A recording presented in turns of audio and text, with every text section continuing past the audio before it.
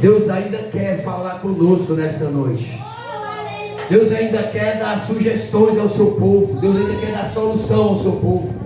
Deus ainda quer abrir mentes neste lugar, abrir corações. Deus ainda quer colocar a sua palavra, o seu propósito, o que Ele realmente quer nos nossos corações nessa noite. Só você que achou me confirma com um glória. Você que não achou também dá um glória. Glória. Procura. Ruth, capítulo de número 1, versículo de número 1. Nos dias em que julgavam os juízes, houve fome sobre a terra, e um homem de Belém de Judá saiu a habitar na terra de Moabe, com sua mulher e seus 2 filhos. Este homem se chamava Elimeleque e sua mulher Noemi. Os seus filhos se chamavam Malom e Quilion, Efrateu de Judá, ou Efrateus de Belém de Judá, e vieram à terra de Moabe e ficaram ali. Você pode aplaudir ao Senhor por essa palavra e sentar? Queridos, uma mensagem temática expositiva. E o tema que eu coloquei nesta mensagem é: não saia da casa do pão. O seu Deus é maior do que as crises. Deixa eu ver se você entendeu. As crises são grandes, pastor. As lutas são terríveis e tremendas. Mas o nosso Deus é maior do que a crise. Se eu parasse aqui, eu já havia aprendido que não tem crise, não tem luta, não tem prova, não tem situação que supere a soberania do Deus Todo-Poderoso. Queridos, o livro de Ruth, ele é antes de tudo o relato de um drama familiar. Quando nós falamos de drama familiar, nós falamos de dificuldades, nós falamos de crises. E quem não passa, ou quem não tem crises hoje? E ainda hoje, os dramas familiares, as crises familiares perduram nos nossos dias. Eu nunca vi uma geração tão cheia de crises familiares como esta em que eu nasci, como esta em que nós vivemos hoje. Mas também não vi nenhuma crise, por maior que seja, que o nosso Deus não seja maior. Eu quero enfatizar isso aqui, irmãos. O seu Deus, o Deus que você crê, o Deus que você serve, o Deus que nós servimos, Ele é maior do que qualquer outra coisa. Em outro texto bíblico vai dizer que o que está conosco é maior do que o que está no mundo. Em todas e várias situações da Bíblia, nós vamos ver a soberania de Deus. Quando Deus resgata o seu povo da terra do Egito e que tira o povo daquela terra, após uma prisão de 430 anos, uma opressão que só Deus para fazer esse grande milagre na vida daquele povo hebreu.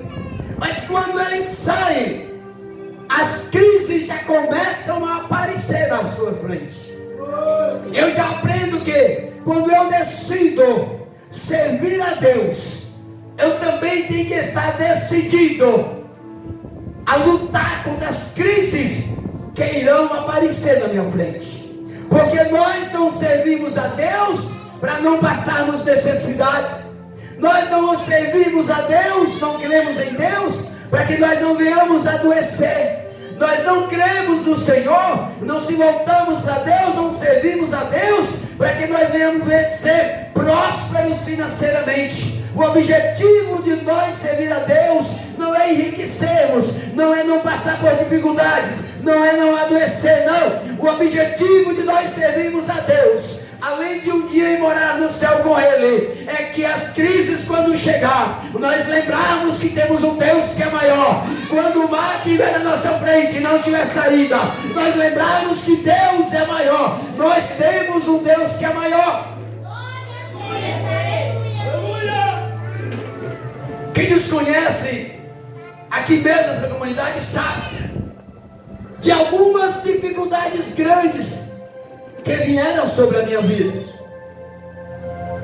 Teve momentos que eu pensei em parar assim.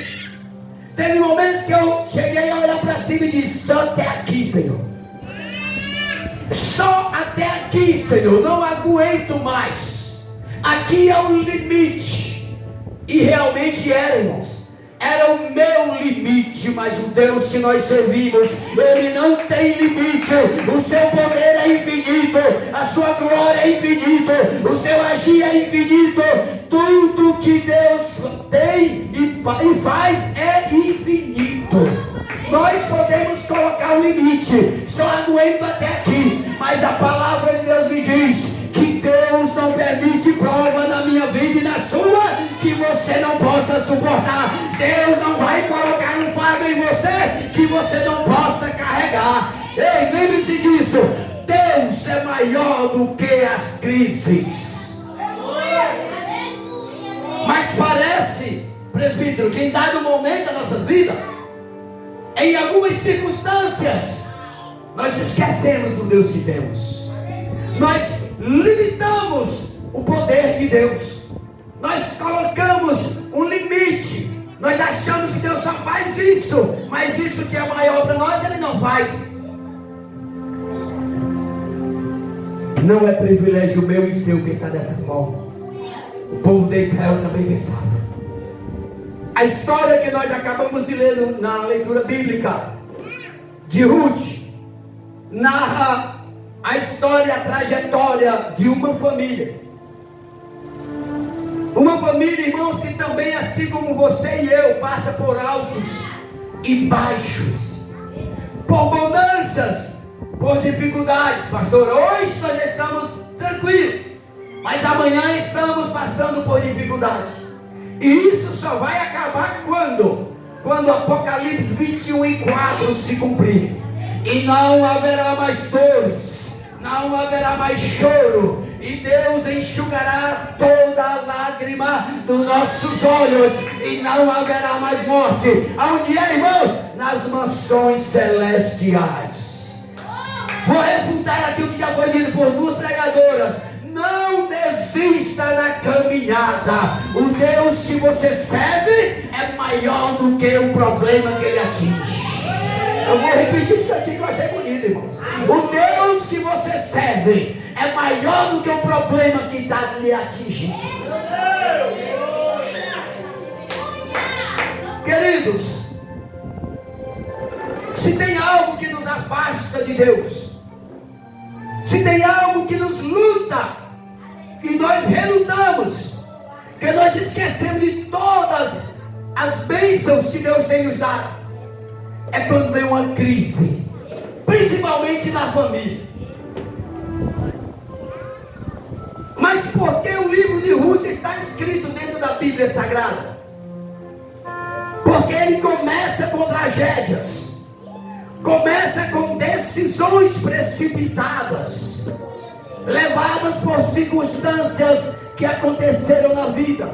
Alguém toma decisões precipitadas, Ah, pregador, mas o senhor está dizendo das desgraças que aconteceu no início. Mas deixa eu te dizer que o final deste livro é a vitória do povo de Deus. Porque aquele que tem a sua confiança posta no Senhor, ele pode até passar pela cova, ele pode até passar pela fornalha, mas ele vai dar a volta por cima e vai ser vitorioso em nome de Jesus. Se você crê nesta palavra, dá um brado de glória para o Senhor nesta noite.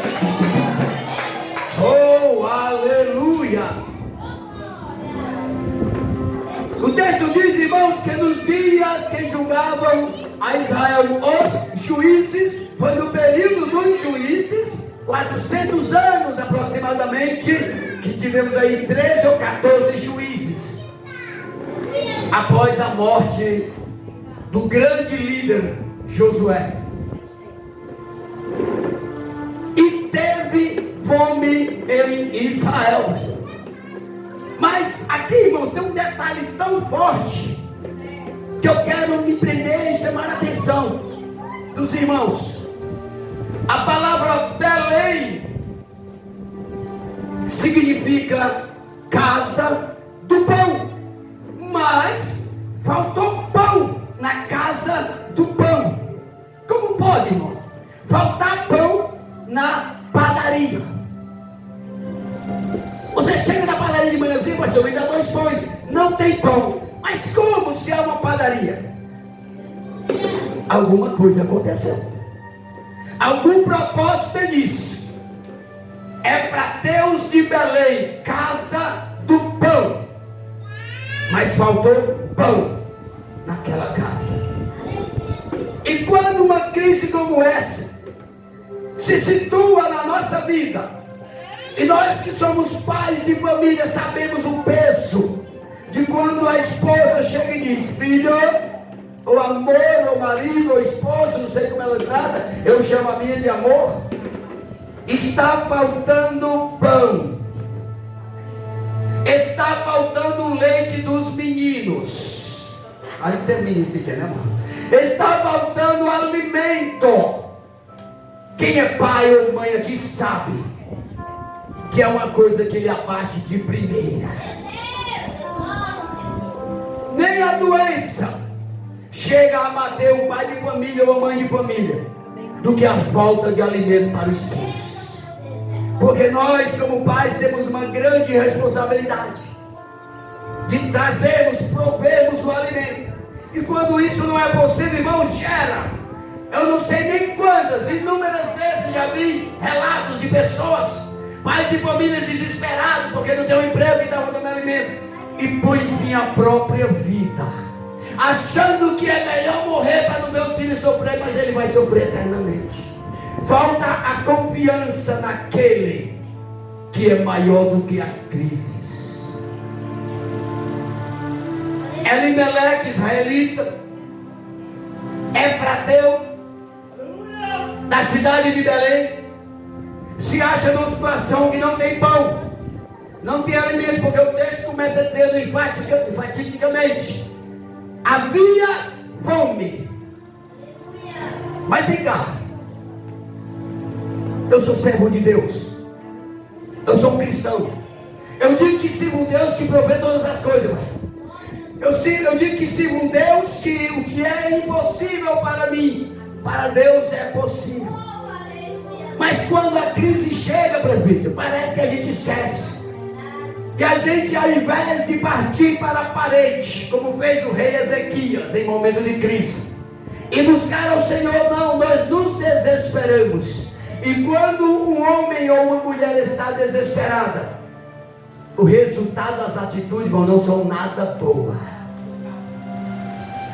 Para você se contextualizar aqui na história bíblica, todas as nações ao redor de Israel, inclusive Moabe, o maior sonho e desejo deles era destruir o povo de Deus. Mas quando entra em crise dentro da congregação, dentro da igreja, o que é e onde é que eu vou procurar guarida, pastor?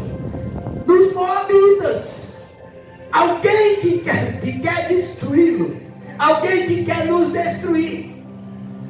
Eu me lembro no capítulo 26, do livro de Gênesis, quando a Bíblia vai dizer: Isaac chega a Gerar, e havia grande fome naquela terra, e Deus aparece a Isaac e disse: independente do que esteja acontecendo, não desças ao Egito. Eu vou repetir isso aqui, irmão, para você pegar bem direitinho. Independente do que esteja acontecendo, não saia da casa do pão, porque se na casa do pão está voltando pão, imagina no lugar que não é casa do pão. Isaac obedeceu. Resultado: morreu de fome ele e a mulher. Resultado: morreu de sede Isaac e sua família? Não. Resultado: a providência do Senhor chegou. Porque o tempo de Deus não é o meu tempo. Os pensamentos de Deus não são os meus pensamentos. O tempo de Deus, a Bíblia diz que para Deus um dia é como 1000 anos, e 1000 anos como um dia. Eu aprendo que, independente do meu tempo, é no tempo de Deus que vai chegar a provisão. Faltou pão na terra do pão, mas Deus já tinha algo preparado para o seu povo. Nenhum outro israelita, a Bíblia não cita, nenhum outro abandonou o barco, saiu de Israel, foi procurar pão em outro lugar. Decisões precipitadas. Não deixe que as circunstâncias que atingem a sua vida hoje faça você tomar decisões erradas, porque Deus pode até te perdoar e receber de volta depois, mas as consequências, elas são inevitáveis. Tomar decisão, presbítero, é uma decisão minha. Fazer certo ou errado é eu que decido, mas as consequências da minha decisão não tem como eu fugir. Eu costumo dizer que a decisão é por minha conta. Eu posso tomar decisão ou não, mas as consequências dela, eu sou prisioneiro. Não tem como eu fugir das consequências. Elimeleque olha para um lado e outro e falta alimento, e ouviu falar que em Moabe tinha. Se tem um lugar que tem saída para tudo, é o Egito, é os moabitas. Em outras palavras, se tem lugar que tem oportunidade, que tem alimento fácil, é o mundo hoje. Saímos daqui, irmãos, para ir buscar alimento no mundo,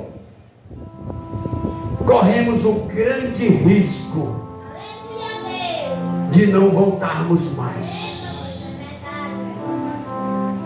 A consequência na vida de Noemi e Elimeleque foi 3 grandes perdas.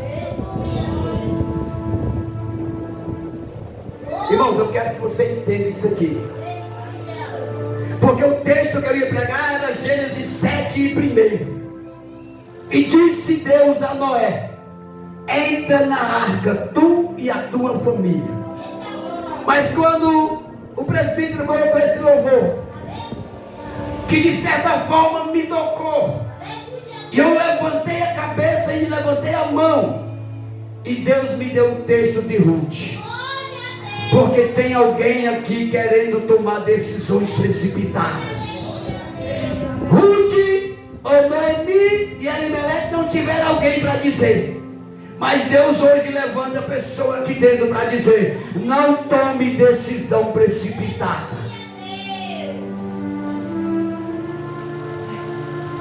Elimeleque olha a crise assolando a sua casa, a cidade onde morava. Ele resolve ir para os moabitas.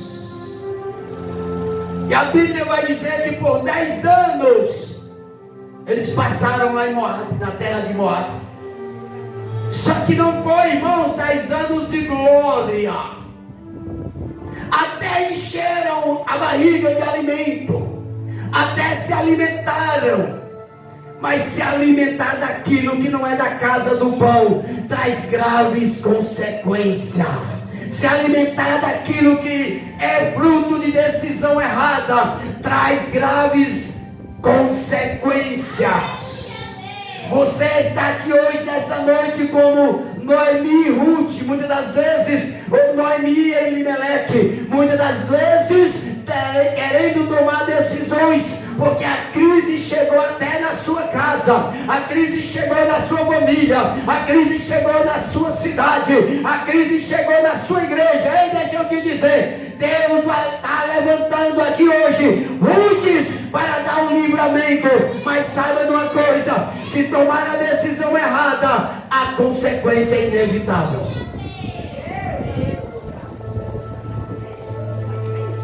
Eles vão para Moab. O texto vai dizer no seu contexto que foram 10 anos. E lá começou, pastor, como sempre começa, tudo de maravilhas. Os meninos arrumaram mulheres moabitas, aonde a lei de Deus para os israelitas era: não procurem mulheres fora das suas filhas. Era proibido por Deus israelita casar com pessoas que não faziam parte dos israelitas, que não professavam a mesma fé.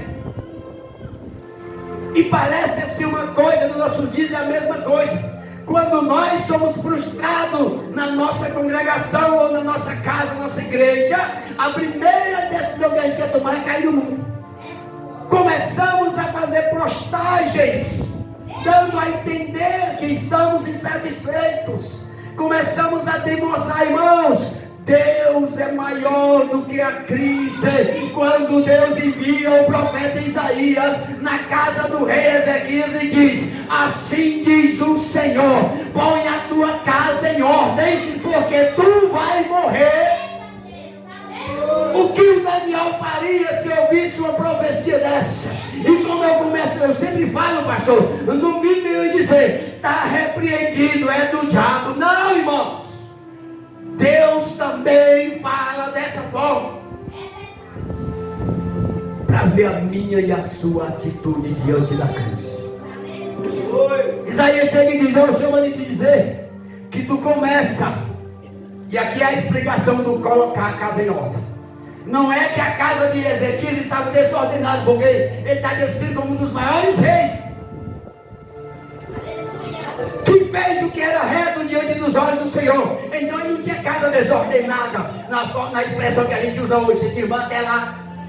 O que o profeta estava dizendo era: Deus está dizendo, começa a separar o cargo para cada pessoa. Você vai tomar de conta dos animais, você das ovelhas, você do gado, você fica no altar, você vai para isso.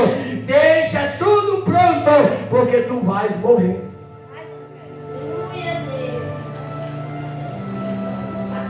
O que Ezequias fez? Pulou fora do mar, correu para Moabe, correu para os assírios. O que o rei Ezequias fez? A Bíblia diz que quando o profeta dá as costas, o obreiro Marcos se coçando para responder. Glória, bom de Bíblia é outra coisa. Bom de Bíblia é outra coisa. Quando o profeta diz isso, irmãos, o profeta não esperou comer uma tapioquinha com café. Não. O profeta não esperou comer uma buchadazinha na casa do... Não. Ele deu o recado e deu as costas e foi embora. E a Bíblia vai dizer no capítulo 38 de Isaías, que quando o profeta sai, Ezequias vira o rosto para a parede, vai chorar e vai orar ao Senhor. Olha a atitude do homem. Ele não tinha ganhado na Mega Sena não, pastor, se alguém for orar não. Ele não foi clamar porque ganhou na Mega Sena não, irmão. Ele foi clamar no seu maior momento de dificuldade. É isso que está faltando em mim, irmãos. É clamar a Deus no meu maior momento de dificuldade. Se meu Deus é maior do que a crise, por que eu vou para os Moabitas?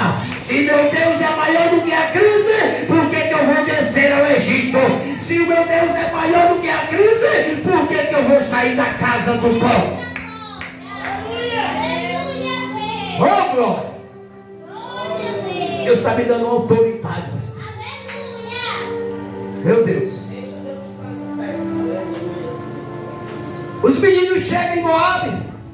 Primeira coisa que ganhou é um namoradinho. Primeira coisa que ganhou é um namoradinho. Os dois casam.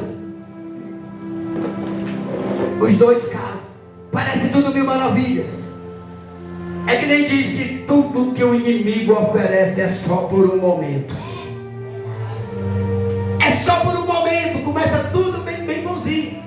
É aquele ditado mundano que diz: todo princípio são flores. Deus age diferente do diabo. Quando Deus quer te dar uma vitória, uma bênção, Ele te coloca na prova primeiro.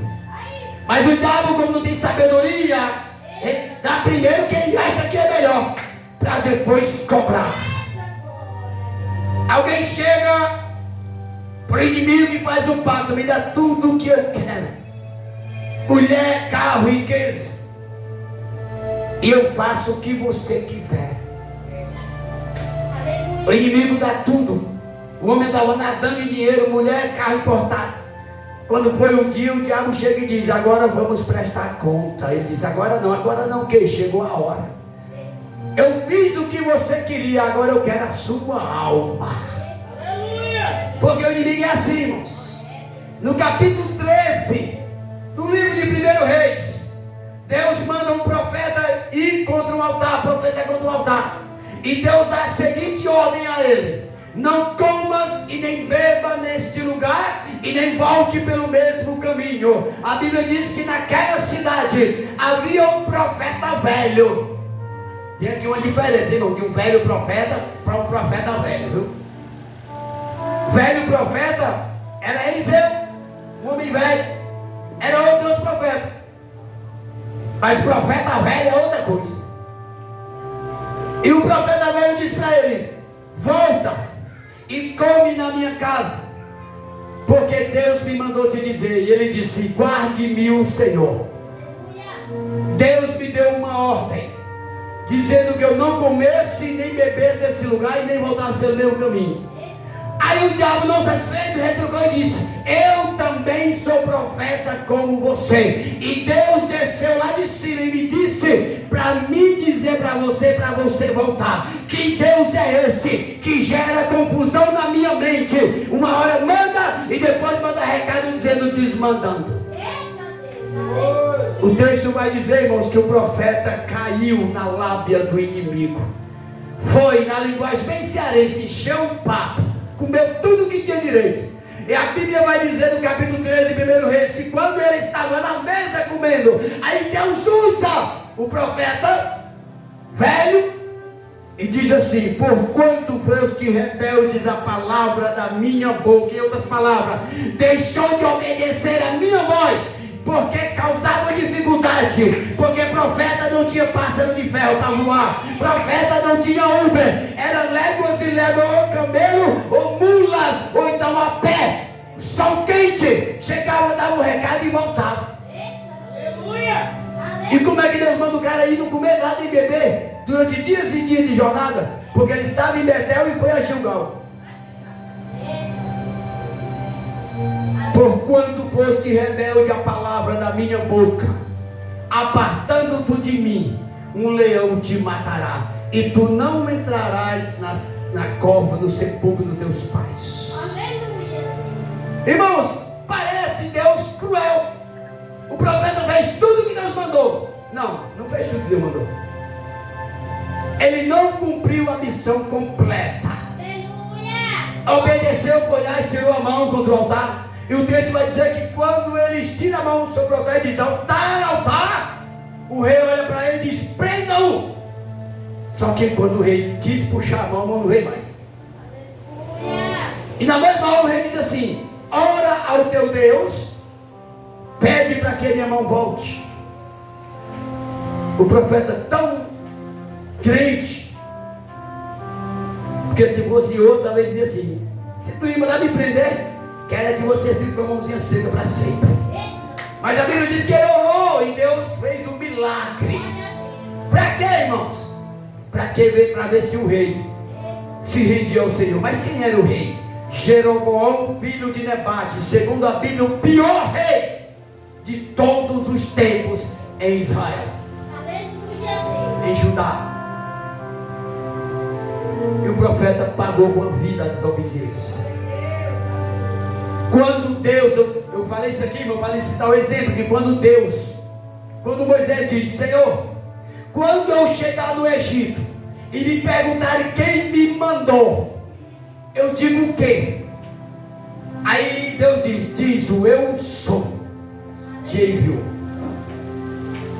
Glória a Deus. O eu sou.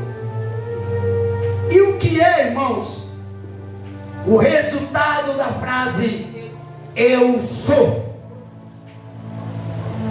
Era Deus dizendo: eu sou. Ai, Jesus, vem pra cá, pega o microfone, mas vamos de dois agora no público. Eu sou o que você precisar que eu seja. Deus estava dizendo: qualquer circunstância na sua vida, eu posso dar solução. Se você precisa de pão, eu posso trazer pão. Se você precisa de cura, eu sou o Deus que cura. Se você precisa de portas abertas, eu sou o Deus da provisão. Eu sou tudo na sua vida. Elimeleque sabia disso, mas se desesperou diante das consequências, ou melhor, diante das circunstâncias que estavam ao seu redor, e sai da terra de Israel, da terra do pão.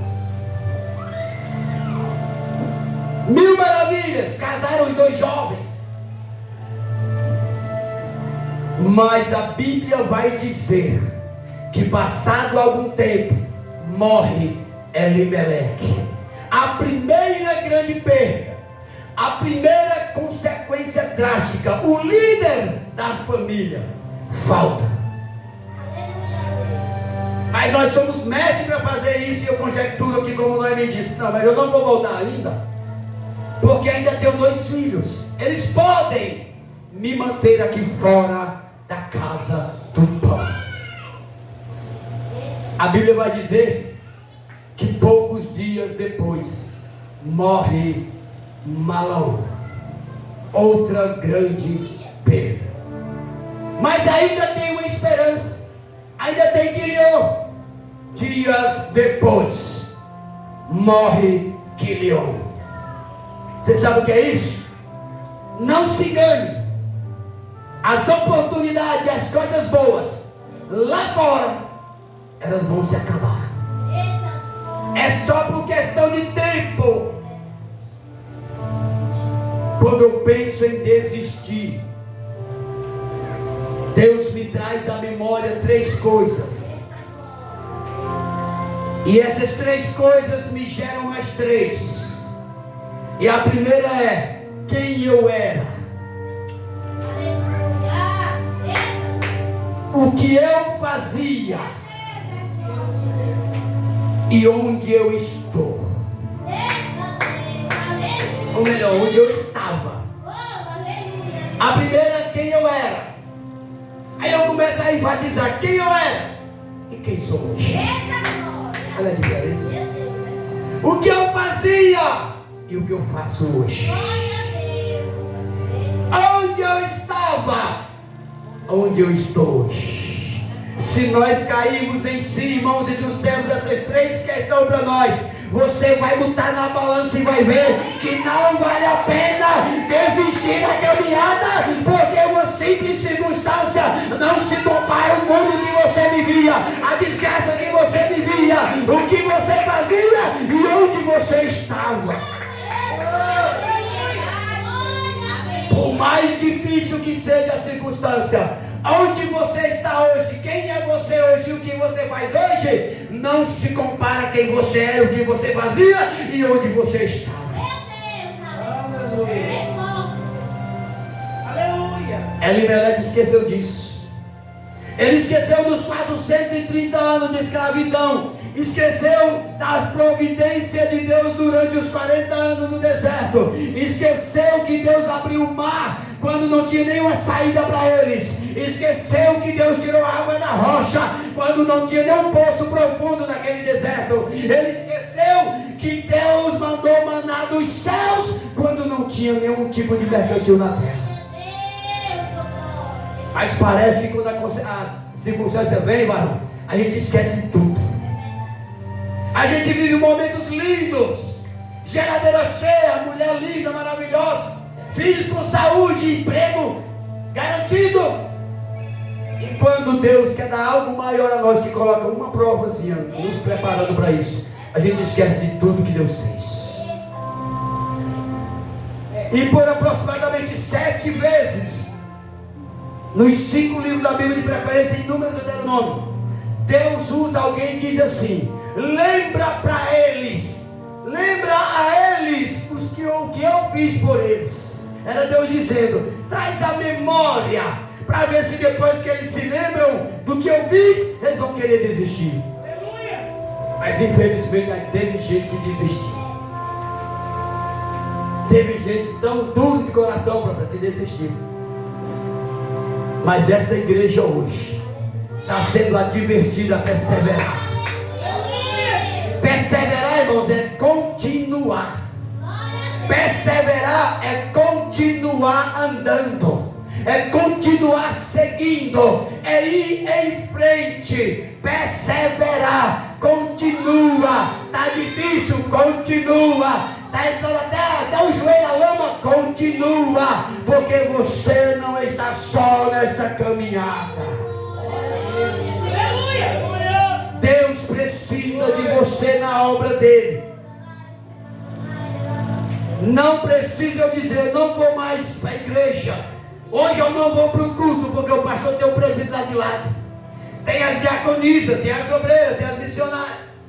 Você sabe o que é que o Espírito Santo diz para nós quando nós falamos assim? Só quem não é sensível a ele. Eles estão lá e vão fazer a parte dele e a tua. Olha só a importância que nós temos na obra. Olha só a importância que temos para Deus. Ninguém aqui, irmão, faz parte de ninguém. A gente luta para fazer a nossa, e às vezes não conseguimos. Jamais eu conseguiria fazer a parte do presbítero. Em outras palavras, a obra precisa de você. Não saia, não tome decisões erradas, porque as consequências vão vir. Não é eu que estou dizendo, é a Bíblia.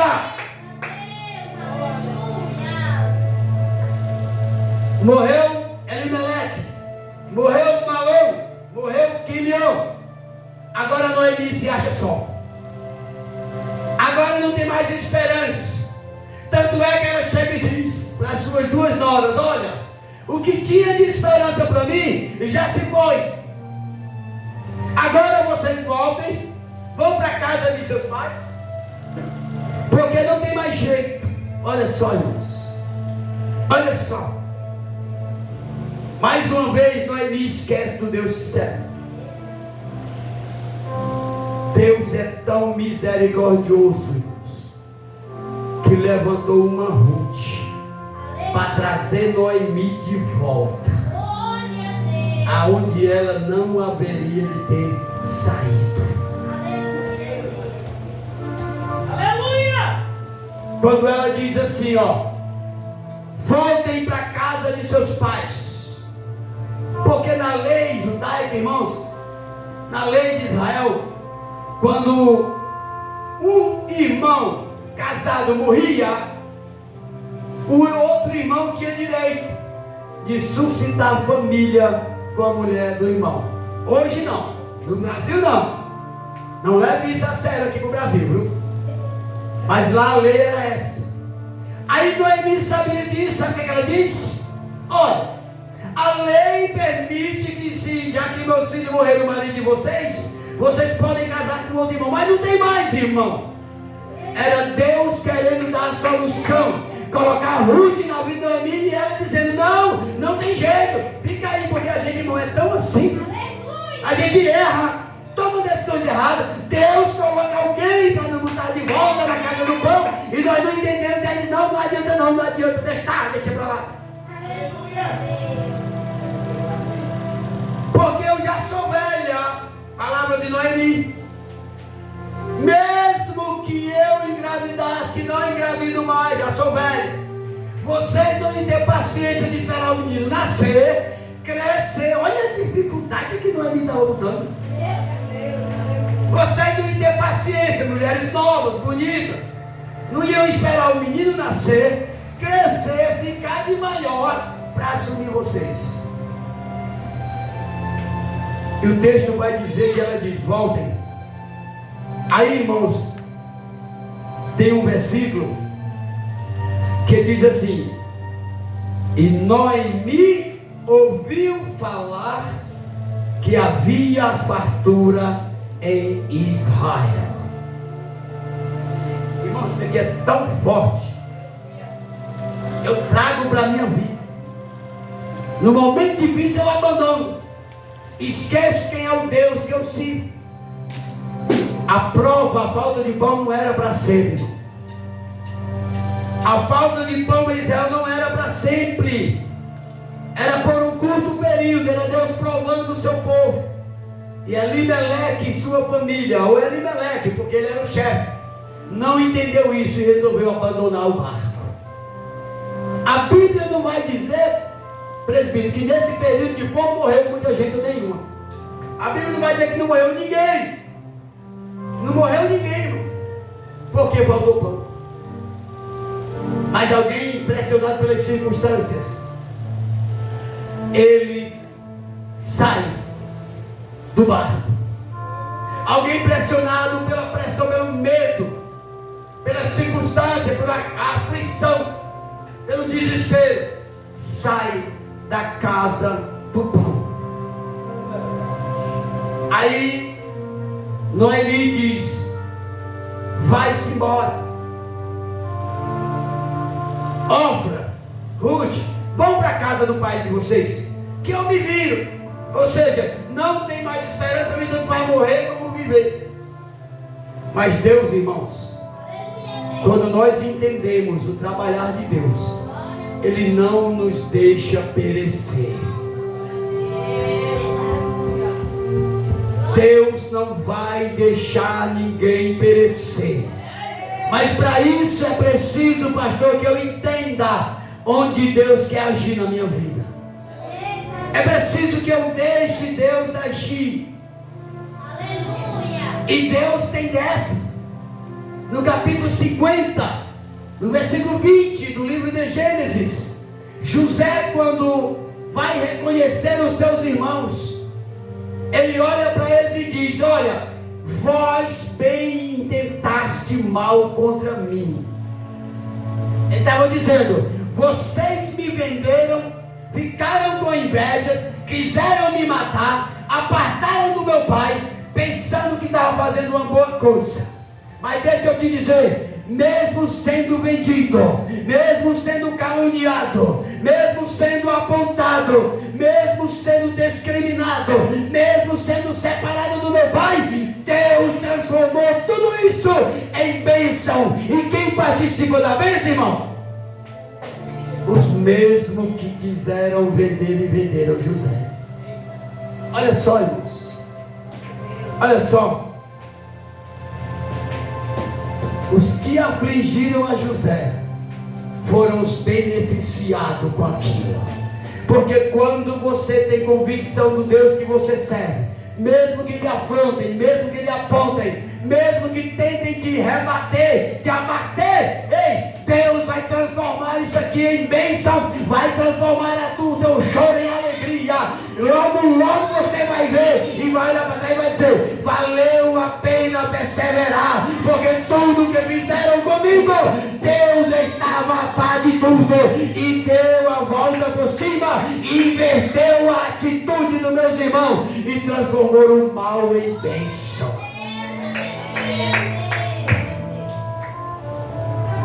Quando foi para mim ser separado para obreiro alguns anos atrás, o meu pastor chegou para mim e disse: você está disciplinado.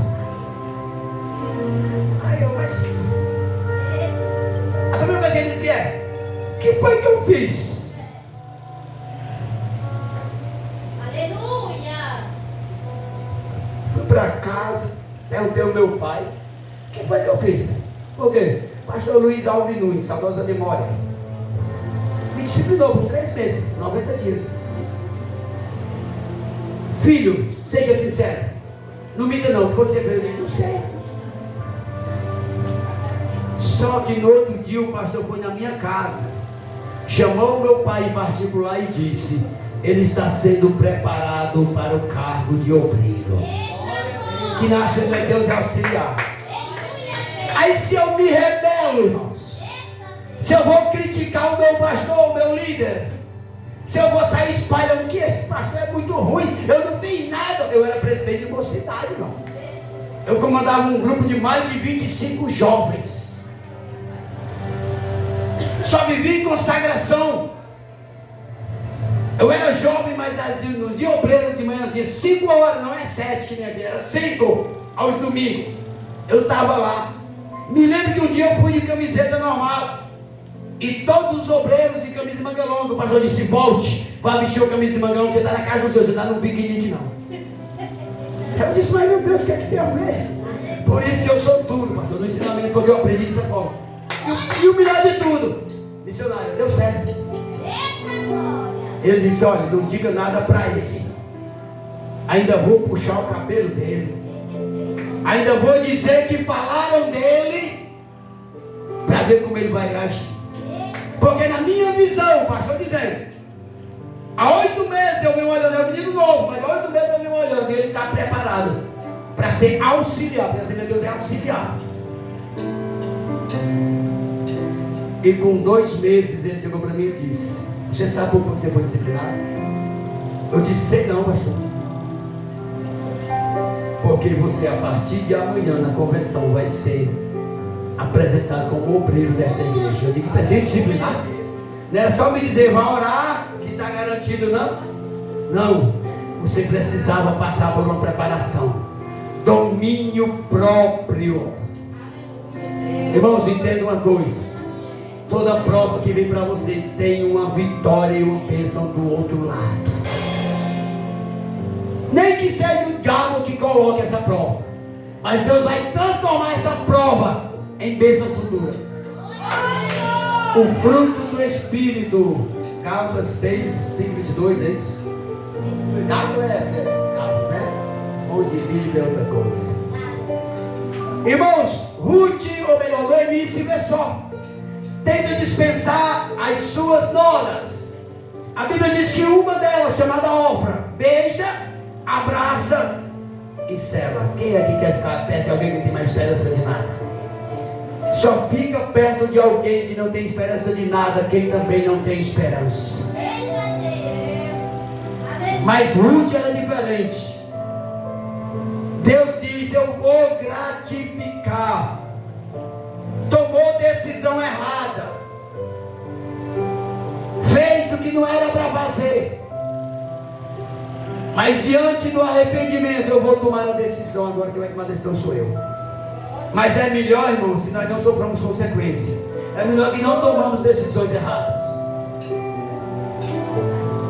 E Ruth diz para Noemi: onde tu andares eu irei contigo, onde tu pores a cabeça eu também porei a minha, onde tu comer vai comer eu também, onde tu deitares eu também vou te deitar.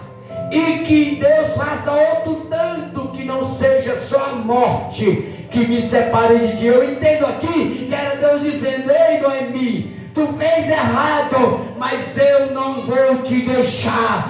Onde tu andar eu estarei contigo, onde tu deitar eu vou estar contigo, onde tu chegar eu vou estar contigo. E só a morte é que vai fazer tu sair daqui. Aí é que tem que ficar comigo. Porque aqui tem algo interessante, irmão. Enquanto nós estamos vivos, Deus está conosco. Mas quando nós morrermos, acabou não, irmão. Nós vamos estar com Deus. E Noemi e Ruth disse que o Senhor julgue. Ali era o próprio Espírito de Deus, irmãos. Ali era a própria providência de Deus. As esperanças de Noemi acabaram, mas a esperança de Deus começa a funcionar. O limite de Noemi chegou ao fim, e Deus começa a usar o seu ilimite. As forças de Noemi acabaram, Deus começa a usar as forças dele. Sabe por quê, irmãos? Porque Deus só vai agir quando eu e você parar de agir. Você lembra do primeiro milagre que Jesus operou? Quem sabe qual foi o primeiro milagre que Jesus operou? Sabe? Diga aí, varão. Como é? Não ouvi. Só mais uma vez na igreja ouvir. Rapaz, pastor. Meu Deus, aplauda o Senhor, irmão, pelo céu de Deus, que são mãozinhos. Glória a Deus. Águas em vinho, ou água em vinho. Mas antes disso acontecer, alguém disse: acabou o vinho. Jesus disse: não chegou a minha hora. Jesus estava dizendo: ainda estão cascaveando ali algumas moedinhas para ir buscar vinho em outra cidade. Só vão começar a agir quando eles sacocarem e dizer: acabou a festa. Não tem mais esperança. Acabou tudo. Não tem mais. Enquanto tiver querendo dar solução, Deus está só assim. Enquanto eu estiver querendo dar soluções, Deus está de braços cruzados. Enquanto ele estava olhando, não, é cedo ainda. Já durava 7 dias aquela festa de casamento. Eram bodas de casamento. Mas ainda tem cidade aberta, de bodega aberta. Ainda tem local que dá para comprar. Ainda tem um lugarzinho lá na outra cidade que está aberto. Se formos lá, dá para trazer. Deus está de braço cruzado. Mas quando viram que não tinha mais saída, aí Deus disse: agora eu vou entrar com providência. Eu acho que você já pegou, não precisa aplicar isso aqui, né, irmãos? Enquanto você estiver querendo dar solução para o seu problema, Deus não vai mexer o dedo. Mas quando você disser: Senhor, a minha esperança acabou, a partir de agora é tu ou é tu e pronto, Deus vai entrar com providência. Tem um que diz assim: quando toda a esperança termina, Deus revela o seu grande poder. E o resto eu esqueci. Mas é bonito indo. Quando toda a esperança termina, é onde Deus vai entrar com providência. Toda a esperança de Noemi, marido e filhos que podiam trabalhar e manter ela, acabaram. Deus levanta Noemi e Ruth como solução para trazer de volta para a terra do pão e lá fazer prosperar. Aleluia! Para finalizar, irmão, não foi só isso que Deus fez, não. Entenda. Se nós dermos ouvido à voz de Deus, a crise ela vai vir. Quer? Vai. Se nós dermos ouvido à voz de Deus, a fornalha vai se aquecer 7 vezes mais. Se nós dermos ouvidos à voz de Deus, a cova vai estar cheia de leão. Você quer mais? E você vai cair dentro. Mas quem dá ouvido à voz de Deus, ainda que esteja dentro da cova, o leão não vai te comer. Ainda que esteja dentro da fornalha, vai passear, mas você dentro do fogo e não vai ficar nenhuma sequela. Se você crê no Deus que você serve, saiba de uma coisa: Ele é maior do que a crise que está lhe atingindo hoje. Noemi e Ruth voltam para Israel. Você sabe quem foi Ruth na Bíblia? Ruth fez parte da linhagem que nasceria o rei Davi. Posteriormente nasceria o Salvador do mundo, Jesus Cristo de Nazaré. Começa lá em Raabe, né, pastor? Vem até Raabe, começa em Raabe, vem na linhagem, chega em Ruth. A Bíblia diz que Ruth casa-se com Boaz e tem um filho chamado Obed. E esse filho chamado Obed nada mais é do que avô de Davi, pai de Jessé. E Jessé tem filhos e o nome deles é Davi. E Davi, a linhagem vem do nosso Senhor Jesus Cristo, o Rei Jesus de Nazaré. Se você crê no Deus que você serve, Ele dificuldade é maior do que a crise. Creia no Deus que você serve e não saia da casa do pão, por maior que seja a dificuldade. Não abandone o caminho do Senhor. Não saia de onde Deus te colocou. Finalizo aqui dizendo assim, irmãos, a mesma palavra profética que Deus diz para Isaac: não desças ao Egito, fica onde eu te mandei ficar. Quem crê nessa palavra profética nessa noite? Eu sei que todos nós temos crise, irmãos, mas a nossa família tem um Deus que supera todas as crises. Ainda existe uma Ruth dentro da sua casa. Ainda existe uma coluna dentro da sua casa para lutar pela sua família. E por maior que seja a crise, o seu Deus, o nosso Deus é maior. Aplauda o Senhor nesta noite. Eu já agradeço em nome de Jesus.